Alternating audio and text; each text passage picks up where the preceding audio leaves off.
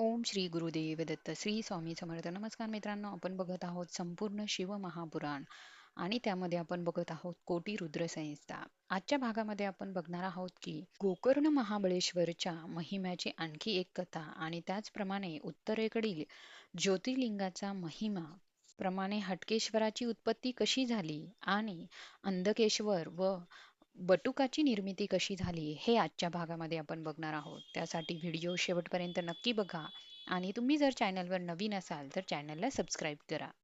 इक्ष्वाकू वंशात एक मित्रसह राजा हा होऊन गेला. तो अगदी सज्जनांचे रक्षण करणारा राजा होता.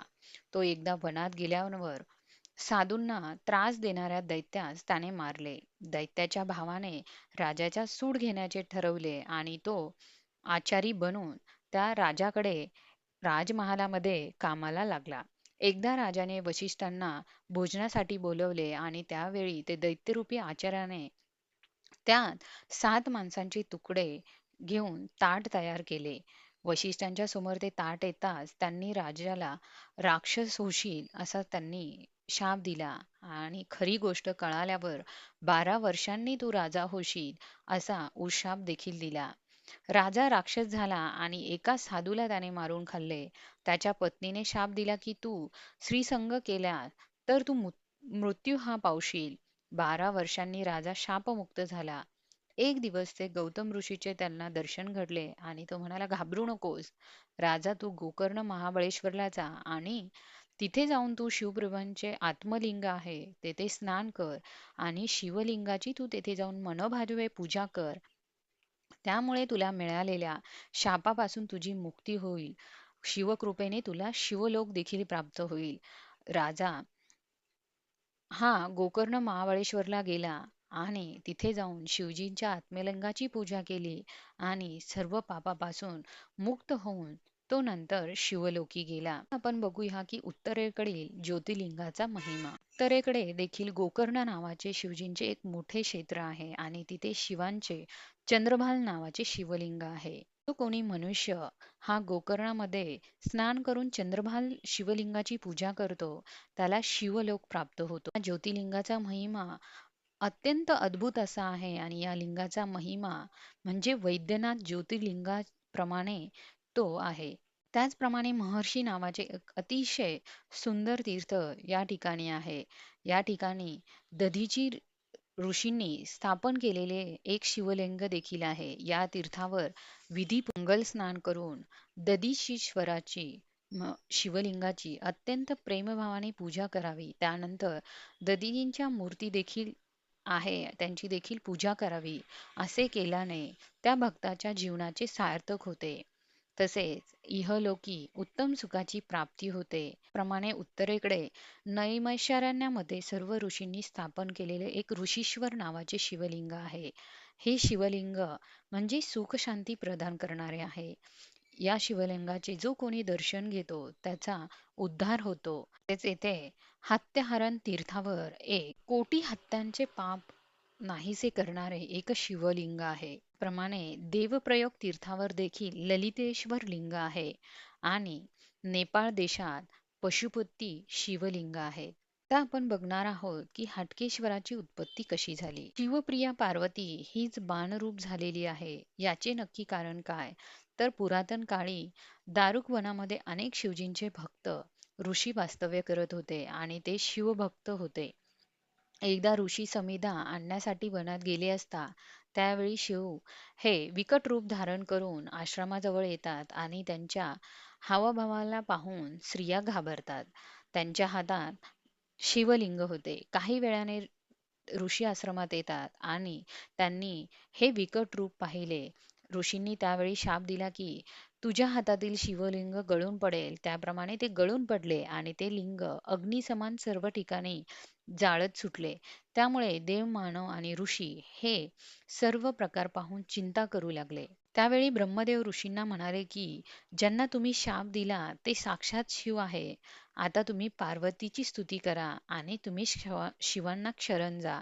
त्यावेळी ऋषींनी जगदंबेची आराधना केली आणि पार्वतीने ज्योतिर्लिंगाला शांत केले. शिव पार्वतीच्या रूपाने ते लिंग हटकेश नावाने प्रसिद्ध झाले. यामध्ये शिव आणि पुरुष आणि पार्वती ही प्रकृती आहे. या शिवलिंगाचे पूजन केल्याने भक्तांचे सर्व दुःख हे नाहीसे होते. मित्रांनो, आता आपण बघूया की अंधकेश्वर व बटुकाची निर्मिती कशी झाली. अंधकासूर हा दैत्य अतिशय महापराक्रमी होता. तो गुहेमध्ये राहत असे आणि बाहेर येऊन देवांना आणि प्रजेला तो अत्यंत त्रास देत असे.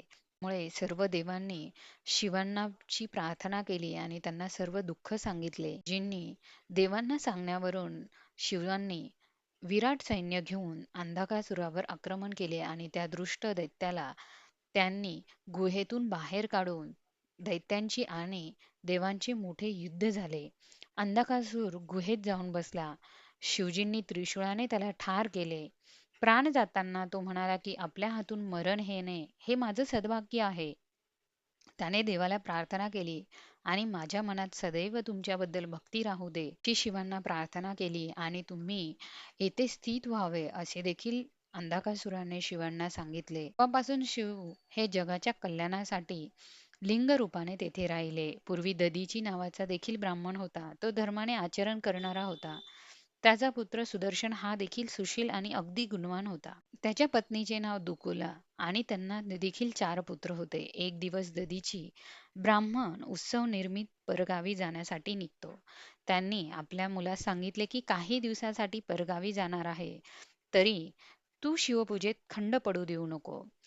त्यामुळे वडील गावी गेल्यानंतर सुदर्शन नित्यनेमाने शिवाचे पूजन करत होता. शिवरात्रीच्या दिवशी त्याने अगदी शास्त्रशुद्ध पद्धतीने पूजा केली. घरी गेल्यावर पत्नीने त्याला कामवश केले. तो श्रीसंग करून स्नान न करताच देवळात गेला.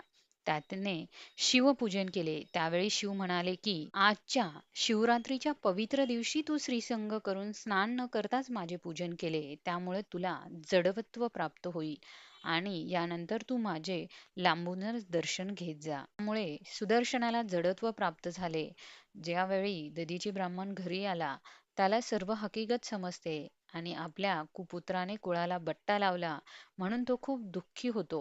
वडील व मुलांनी चंडिकेचे पूजन करायला सुरुवात केली. चंडिकेची स्तुती केली. चंडिका पार्वतीने सुदर्शनाला आपला पुत्र मानला आणि शिवजींच्या मांडीवर ठेवला. पार्वतीने सुदर्शनाला यज्ञपद घातले. त्याने ओम नमः शिवाय या मंत्राचा जप केला. त्यावेळी शिव म्हणाला की तू नित्य स्नान करून शिवसंध्या आणि शिव गायत्री मंत्राचा जप कर.